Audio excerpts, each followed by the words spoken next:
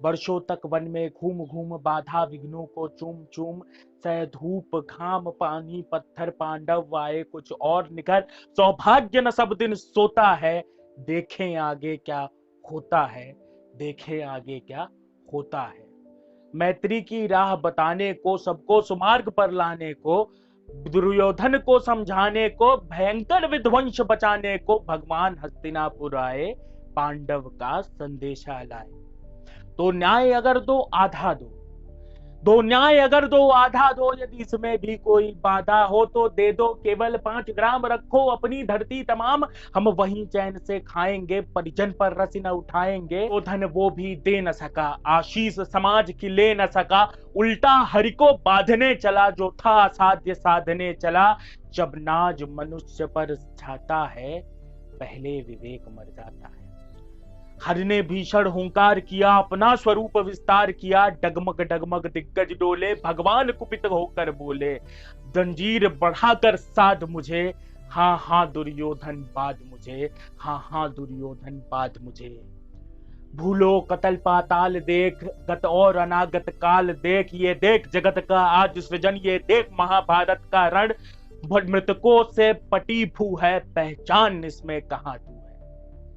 नमस्कार, ये रचना भारतीय साहित्य के इतिहास में ऐसी प्रामाणिक रचना है जिसने शब्द दर शब्द लोगों के मन में सम्मोहन पैदा कर दिया।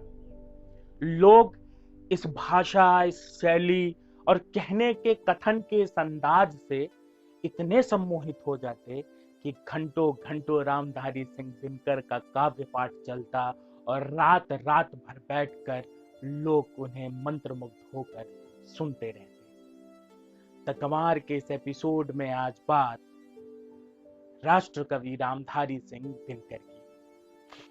रामधारी सिंह दिनकर जी का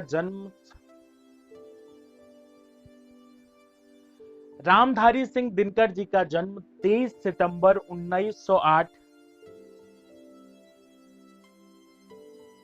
रामधारी सिंह दिनकर जी का जन्म 23 सितंबर 1908 को बिहार के बेगूसराय जिले के सिमरिया गांव में हुआ था। सिमरिया एक पिछड़ा हुआ गांव था और रामधारी सिंह दिनकर जी का जन्म एक निम्न आर्थिक स्थिति वाले माता पिता के घर हुआ था। बचपन से ही रामधारी सिंह दिनकर जी का पढ़ने में बड़ा रुझान था, केवल इसलिए ताकि रामधारी सिंह दिनकर जी की शिक्षा दीक्षा बेहतर से हो सके। रामधारी सिंह दिनकर के बड़े और छोटे भाई ने अपनी पढ़ाई छोड़ दी। रामधारी सिंह दिनकर जी ने पटना विश्वविद्यालय से इतिहास और राजनीति शास्त्र में बीए किया। इसके बाद वो बिहार सरकार में सब रजिस्ट्रार और प्रचार विभाग के उपनिदेशक के पद पर कार्यरत रहे। लेकिन जब भी सवाल आता था देश में चल रहे अंग्रेजी सत्ता के खिलाफ बोलने का, वो बेबाक बोलते थे, वो दो टूक बोलते थे। बहुत ही जल्द उनकी साहित्य में रुचि उत्पन्न हुई और वो गद्य और पद्य के माध्यम से सरकारी ताने बाने अंग्रेजी शासन पर अपने कटाक्ष करने लगे, सीधी बेबाक और साफ गोई से अपनी बात कहने लगे। बार तो उन्हें चेतावनी देकर छोड़ दी गई, लेकिन इसी बीच उस नौकरी में उनके 22 तबादले हुए। ये तबादले इतने ज्यादा थे कि किसी भी एक व्यक्ति के जीवन की शांति को खत्म कर दें।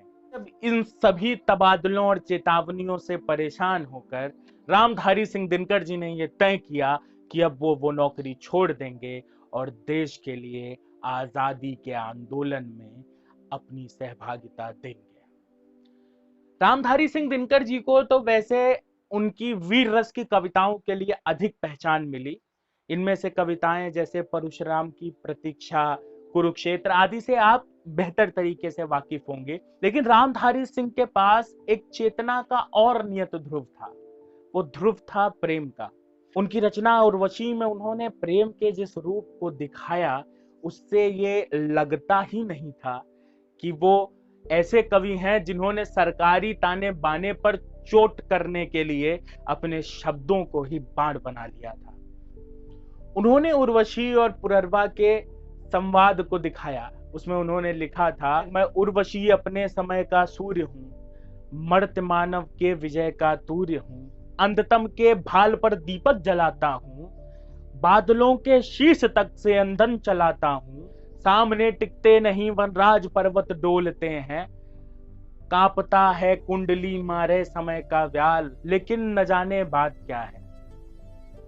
इंद्र का आयुध पुरुष जो झेल सकता है, सिंह से बाहें मिलाकर खेल सकता है, फूल के सामने वही असहाय हो जाता है, शक्ति के रहते भी निरुपाय हो जाता है। तुम्हारे बाढ़ का भीदा हुआ खग, वक्ष पर धर शीश मरना चाहता हूं, मैं तुम्हारे लहू के कण में उतरकर प्रार्थना के गीत गाना चाहता हूं। ये रामधारी सिंह दिनकर जी के जीवन की ऐसी रचना है जिसने प्रेम के उनके संबंधों को या प्रेम को लेकर उनकी संवेदनशीलता को पूरे विश्व के सामने लाकर रख दिया।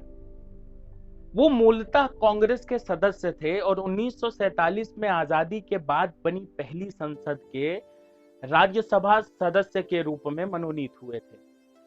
राज्यसभा के वो 12 सालों तक सदस्य बने रहे, लेकिन उन्होंने कभी देश के सामने दल को हावी नहीं होने दिया।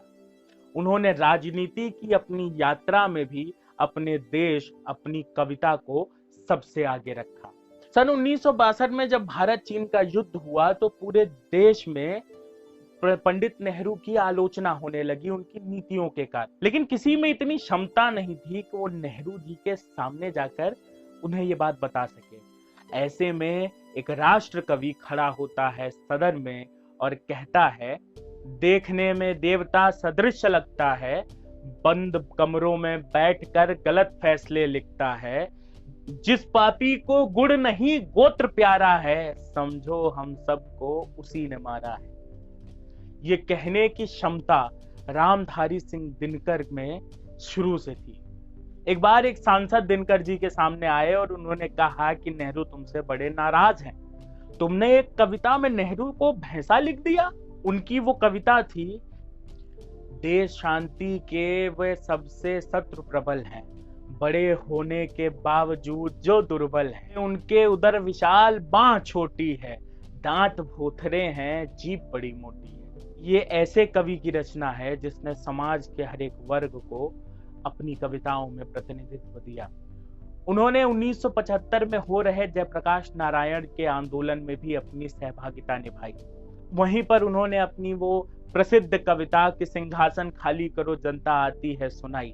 उन्होंने कई बार कहा कि मैं चाहता हूं कि मेरी बची हुई उम्र भी जयप्रकाश नारायण को लग जाए ताकि वो देश के लिए ऐसा काम लगातार करते रहें। अपने जीवन के अंत समय में उन्होंने भागलपुर के उप कुलपति की नौकरी से इस्तीफा दे दिया, जिसके कारण वो आर्थिक परेशानियों से ग्रस्त हो गए। भारत में ये बड़ा आम है, हम अपने कलाकारों को मर जाने देते हैं क्योंकि ये कूल लगता है कि हमारा कलाकार बड़ी मुफलिसी में मर गया। अंततः उन्होंने फैसला किया कि वो दक्षिण भारत के तिरुपति मंदिर जाएंगे और तिरुपति भगवान से मृत्यु मांगेंगे। वहां पर उन्होंने रश्मिरथी का पाठ किया, लोगों की भीड़ लग गई उसे सुनने के लिए और उसी रात सीने में तेज दर्द के कारण उनकी मृत्यु हो गई। उनकी रचनाओं को तमाम सम्मान मिले, उन्हें पद्म पुरस्कार से भी नवाजा गया, लेकिन अंत समय में उन्हें मरने के लिए छोड़ दिया गया। यही भारतीय समाज की रीति रही है। आप देख रहे थे द कबार। आपका आभार।